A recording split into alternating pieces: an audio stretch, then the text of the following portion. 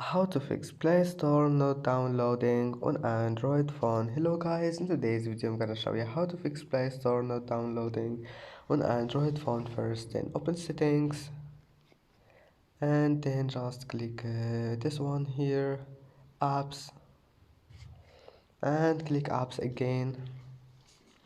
And now just go to Google Play Store here and then click force stop and then just go back and wait, go to storage and then click clean up. Now just wait for this one here and then you need to clean cache and you can just clean this one, Google Play cache. Wait, this one, click storage and clean cache here, and you can also click clean this one.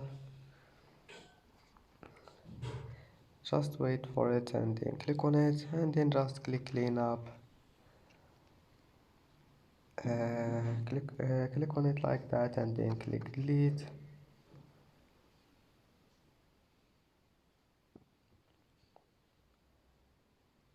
And that's it.